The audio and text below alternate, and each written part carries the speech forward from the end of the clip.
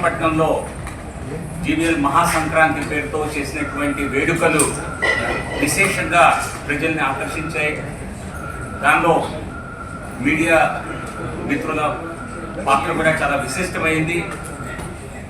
వీటన్నిటికీ విస్తృత కవరేజ్ ఇవ్వటమే కాకుండా ప్రజల మనోగతాన్ని అందరికీ తెలియజేసి మీరు కూడా అనేక మంది కుటుంబ సమేతంగా విచ్చేసి వేడుకల్లో పాల్గొనడం చాలా ఆనందాన్ని ఇచ్చింది. ఈసారి సంస్కృతి సంప్రదాయాలతో పాటుగా ప్రజలకు సైబర్ క్రైమ్స్ పట్ల విశేషమైనటువంటి అవగాహన కల్పించే ఉద్దేశంతో ఈ సంక్రాంతి సంబరాలతో పాటుగా వేడుకలతో పాటుగా అవగాహన సదస్సులు, సైబర్ క్రైమ్ పై అవగాహన సదస్సులు నిర్వహించడం జరిగింది. దానికి సంబంధించినటువంటి కేంద్ర ప్రభుత్వం ఇచ్చినటువంటి కాల్ సెంటర్ 1930 1930 ఎవరికి ఎటువంటి తప్పుడు కాల్స్ వచ్చినా, తప్పుడు ఈమెయిల్స్ వచ్చినా, ప్రజల్ని మభ్యపెట్టేటువంటి సమాచారం వచ్చినా, అనుమానాస్పద సమాచారం వచ్చినా ఈ క్రైమ్ సెల్ నంబర్ కేంద్ర ప్రభుత్వం హోంశాఖ నిర్వహించేటువంటి ఈ సైబర్ క్రైమ్ సెంటర్ నెంబర్కి ఇవ్వవలసిందిగా కోరటం జరిగింది. ఆ సందర్భంలో సిపి బాక్షి గారు కూడా వచ్చి విశాఖపట్నం కమిషనర్ ఆఫ్ పోలీస్ వచ్చి అనేక వివరాలు తెలియజేశారు. ఇది ఒక్క విశాఖపట్నంలో 10 రోజుల్లో 10 కోట్ల ప్రజలు కోల్పోయారు. ఈ నెల మొదటి 10 రోజుల్లో. అంటే ప్రతి సంవత్సరం ఈ సైబర్ క్రైమ్ అన్నది 10 రెట్లు పెరుగుతోంది. ఇది భారతదేశంలోని యువకుల్ని కాంబోడియా, మయన్మార్, థాయిలాండ్, లావోస్ వంటి దేశాలకు తీసుకువెళ్ళి వారిని ఉద్యోగం పేరుతో వారిని అక్కడికి తీసుకువెళ్ళి మభ్యపెట్టి వారి చేత ఇటువంటి సైబర్ నేరాలు చేయిస్తున్నారన్న సమాచారం కమిషనర్ గారి ద్వారా తెలిసింది.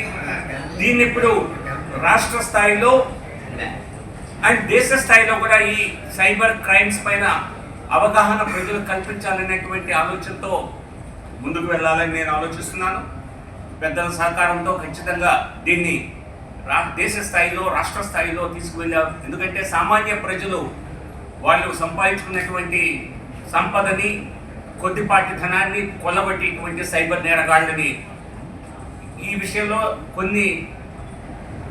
కొంత సమాచారం నాకు నేను కమిషనర్ గారు ఇవ్వడం జరిగింది. కొన్ని దేశాల్లో యువకులు మమ్మల్ని ఇక్కడికి తీసుకొచ్చి ఈ రకంగా బందీలుగా చేసి లేదా మమ్మల్ని భయపెట్టి చేయిస్తున్నారు, మేము ఇక్కడి నుంచి తప్పుకోవాలి, ఇక్కడి నుంచి వెనక్కి రావాలని కోరుకుంటున్నాం, మాకు సహాయం చేయండి అని స్వయంగా వాళ్ళు తెలియజేస్తున్నారని. సో ఇది ఒక ఆర్గనైజ్డ్ ఇంటర్నేషనల్ మాఫియా లాగా నడుస్తోంది. సో దీన్ని ఖచ్చితంగా కేంద్ర ప్రభుత్వ సహకారంతో వారు ఆల్రెడీ అనేక చర్యలు చేపట్టారు. కేంద్ర ప్రభుత్వం మా దగ్గర ఉన్నటువంటి కొద్దిపాటి సమాచారాన్ని కూడా వారికి ఇచ్చి దీనిపై పెద్ద స్థాయిలో ఇంకా చర్యలు ఉండేలాగా నా వంతు ప్రయత్నం కూడా చేస్తానని తెలియజేస్తూ మీ అందరికీ మరొకసారి ధన్యవాదాలు. ఈ సందర్భంగా నిన్న నరేంద్ర మోదీ గారి ప్రభుత్వం ఆంధ్రప్రదేశ్ ప్రజలకు విశాఖపట్నం స్టీల్ ప్లాంట్ ఇచ్చేటువంటి ఆర్థిక సహాయంతో మరొక వరాన్ని ప్రకటించింది. 11,440 కోట్ల రూపాయలతో ఒక ప్రత్యేక ప్యాకేజీని వైజాగ్ స్టీల్ ప్లాంట్ని నిలబెట్టడం కోసం, నిలదొక్కోవడం కోసం, మళ్ళీ లాభాన బాటను దాన్ని నడపడం కోసం నరేంద్ర మోదీ గారు ఇచ్చినటువంటి ఆర్థిక ప్యాకేజ్ నాకు తెలిసి మోదీ 3.0లో మరే సంస్థకు దక్కనటువంటి ఒక గొప్ప వరం. దీనికి గౌరవ ప్రధానమంత్రి నరేంద్ర మోదీ గారికి ప్రత్యేకమైనటువంటి ధన్యవాదాలు తెలియజేస్తున్నాను. అలాగే రాష్ట్రంలో కూటమి ప్రభుత్వం ఏర్పడిన తర్వాత అన్ని అంశాల్లో రాష్ట్రం ముందుకు వెళ్తోంది.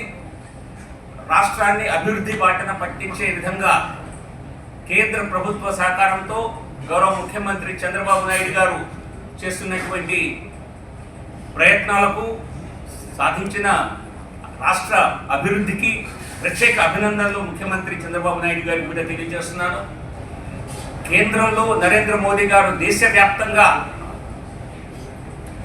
అభివృద్ధి చెందిన భారతదేశం లక్ష్యంతో ముందుకెళ్తుంటే కూటమి ప్రభుత్వం డబల్ ఇంజిన్ సర్కార్ ద్వారా ఎటువంటి ట్రబుల్స్ లేకుండా రాష్ట్రంలో పాలన, దేశంలో మోడీ గారి ఆలోచనలకు అనుగుణంగా నడుస్తోంది. ఇంతకుముందు గత 5 ఏళ్లలో వైసీపీ ప్రభుత్వ హయాంలో దేశమంతా పోయి వెళ్తుంటే ఆంధ్రప్రదేశ్ రివర్స్ గేర్లో నడిచేది. అటువంటిది గత 7 నెలల్లో రాష్ట్రానికి అనేక వరాలని ఇచ్చినటువంటి, అనేక పథకాలను ప్రకటించినటువంటి అమరావతి అభివృద్ధి పట్టాలెక్కింది.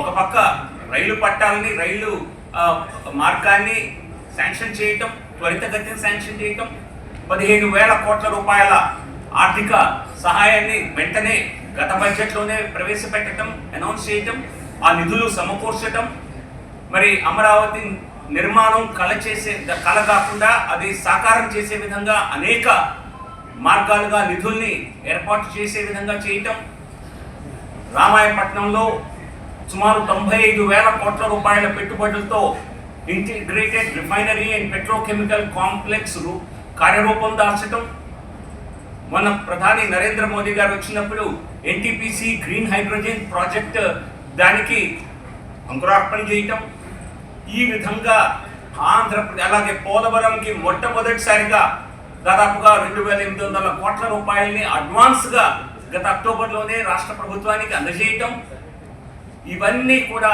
ఆంధ్రప్రదేశ్ అభివృద్ధి బాటలో ముందుకు వెళ్ళడానికి కేంద్ర ప్రభుత్వం, నరేంద్ర మోదీ గారి ప్రభుత్వం ఇచ్చే చేయూతకు ప్రధాని నరేంద్ర మోదీ గారికి ప్రత్యేక ధన్యవాదాలు తెలియజేస్తూ, అలాగే ముఖ్యమంత్రి చంద్రబాబు నాయుడు గారికి అభినందనలు తెలియజేస్తూ, ఈ పథంలో 6 నెలల్లో సాధించిన ఈ విజయం 5 సంవత్సరాల్లో ఖచ్చితంగా బ్లాక్ బస్టర్గా నిలుస్తుందని అభివృద్ధి విషయంలో. సో రాష్ట్రానికి స్వర్ణకాలం ప్రారంభమైందని ఖచ్చితంగా చెప్పచ్చు. మరి 2047 అన్నది లక్ష్యంగా పెట్టుకోవచ్చు, కానీ దానికి ఖచ్చితమైనటువంటి ఒక గట్టి పునాదిని నరేంద్ర మోదీ గారి 3.0 ప్రభుత్వంలో, డబుల్ ఇంజిన్ సర్కార్ హయాంలో, ముఖ్యమంత్రి చంద్రబాబు నాయుడు గారి సారథ్యంలో, పవన్ కళ్యాణ్ గారి సహకారంతో ఇది ఆంధ్రప్రదేశ్కి నిజంగా మంచి రోజులు వచ్చాయి అని చెప్పవచ్చు. సో ఈ విధంగా రానున్న రోజుల్లో ఆంధ్రప్రదేశ్లో ఉద్యోగావకాశాలు మెరుగుపడటమే కాకుండా పారిశ్రామిక పెట్టుబడులు ఒక 4 లక్షల కోట్ల పెట్టుబడులు 7 నెలల్లోనే సాధించామంటే ఖచ్చితంగా రానున్న 4 సంవత్సరాల్లో మరి రాష్ట్రం డబల్ గ్రోత్ సాధించి దేశంలోనే అత్యధిక గ్రోత్ రేట్ నమోదు చేసుకునేలా ఉంటుందని ఆశిస్తూ, తప్పనిసరిగా రాష్ట్ర ప్రజలకు అలాగే విశాఖపట్నం వాసులకు, స్టీల్ ప్లాంట్ ఉద్యోగులకు, కార్మికులకు అందరికీ నిన్న ప్రభుత్వం ప్రకటించినటువంటి, నరేంద్ర మోదీ గారు ప్రకటించినటువంటి 11,440 కోట్ల రూపాయలు ఇది అత్యధిక ప్యాకేజ్. ఏ సంస్థకి మోడీ గారి 3వ ప్రభుత్వంలో ఇచ్చినటువంటి అత్యధిక, బహుశా ఏకైక ప్యాకేజ్ అని తెలియజేస్తూ